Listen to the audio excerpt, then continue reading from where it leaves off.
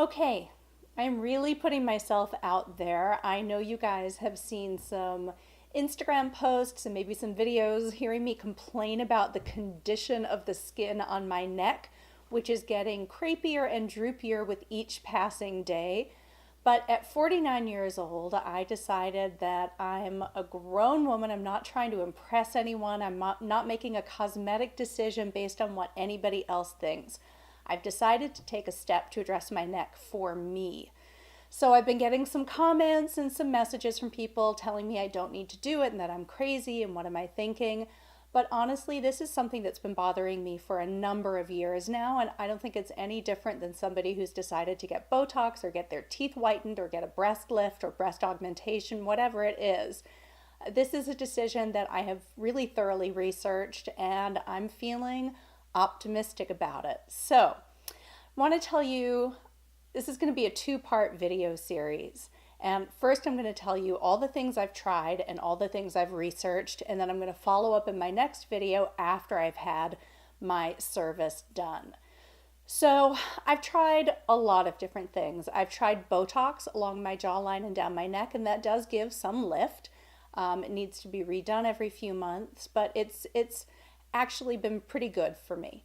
I've tried filler at the edges of my jaw underneath my ears that sort of anchor the skin underneath the jawline. Honestly, I found that one a little bit uncomfortable. You have a lump behind your ear of the filler, and it also sits right on that point in your jaw where it stimulates your saliva production. So I'm actually like, my mouth is watering in a weird way right now, so not totally comfortable for me. I've tried radio frequency, I've tried ultrasonic frequency, cryotherapy, nanocurrents, microcurrents, masks, enzymes, microneedling, you name it. I've tried it. And at the end of the day, some of the procedures and services are lovely. They feel great. Some of them are even quite luxurious, but they don't give long-term results. And I'm ready for a longer-term result. So I spent this summer researching my many different options, and I'm going to tell you about them. So there are 5 different options I researched. The first is called a silhouette lift.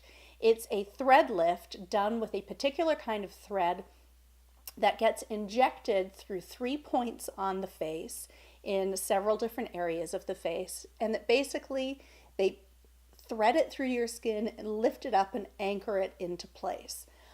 They say that you get 1 to 3 years of lift from this service. The thread dissolves in your skin, and after it dissolves, because it's made from the same material as Restylane, it's a hyaluronic, it's made from polylactic acid, it stimulates collagen production. So that's going to help your skin stay lifted on its own.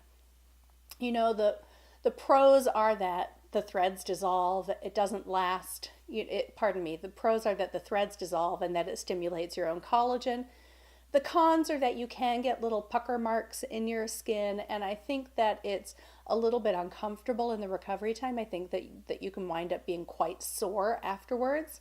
So that's one thing. There is a second type of thread lift where the threads get inserted in the upper layers of the skin. That takes many more threads than the silhouette lift does. In fact, the practitioner that I met with said that she thinks we would need to do 10 to 20 threads to create a sling underneath my neck, underneath my jaw, to lift everything in place. The threads come in different sizes with this particular kind of lift, and I would need to go back and do a series of insertion points, and it would take about 6 months to get it to where I want it to be, and then the threads hold for about 3 months after that. So there sounds like it's a shorter lifespan than the silhouette lift, but she said that the results are quite remarkable. The third thing I looked at was Ultherapy. Ultherapy is an ultrasonic device that's used to intensely heat the deep layers of the skin to stimulate collagen production. The benefit to doing that is that it's a fairly short service. It's done just in the chair at your plastic surgeon's office. I think it's mostly done by laser technicians, dermatologists, plastic surgeons. The cons are what ruled that one out for me. It's incredibly painful. as I understand it, and it takes a series of 3 treatments. So I know for me, if it's incredibly painful after the first treatment, I'm not going to want to go back for the other 2. You can take a Xanax or a Valium. I don't happen to handle meds like that very well, so that kind of ruled it out for me. On top of which, you don't see immediate results with Ultherapy. It takes about 6 months until you see whether you're getting any results, and I think the results are very subtle, so I don't think that's going to have enough of a dramatic impact for me. I did look at doing a surgical lift on the neck and the lower face. Not going to lie, it was totally appealing, and I got all excited about it and went ahead and scheduled my appointment. But at the end of the day, I decided that at 49 years old, it was a little bit too aggressive for me. It is something that you need to redo every 10 years because skin, continues aging even after a surgical procedure. But basically the way that one works is they make an incision in front of your earlobe and behind your ear. They lift the skin up, and then instead of just excising the skin, they do adjust the muscles and the fat underneath your face so that you do get a very natural looking result. Sounds like actually the recovery from that is really not too bad. It is minimally invasive.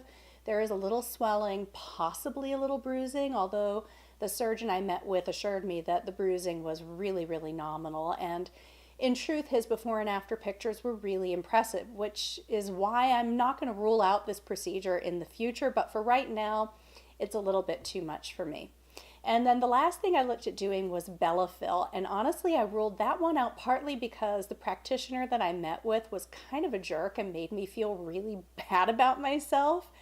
I sat down, I told him why I was there, and he immediately launched into a discussion about all the other things on my face that he wanted to correct first. So, I wasn't feeling so great about myself after I left that appointment, but on balance, Bellafill is not an unappealing service, or I guess filler procedure to do. It's not a volumizing filler the way that Restylane or Juvederm are. It doesn't stimulate collagen production. So you're not going to get that growth in your face afterwards like you do with Sculptra or something like that. It definitely can really, in a very impressive way, it looks like it can really reposition and reshape the skin. That's what people get injected into the backs of their hands if they're feeling like their hands are not aging well. The downsides with Bellafill are also the upsides. The first is that it lasts 3 to 5 years. So if you're putting in all of the time and the money to go and get a series of treatments, it's, about 4 syringes every treatment. It's about $1,000 every syringe.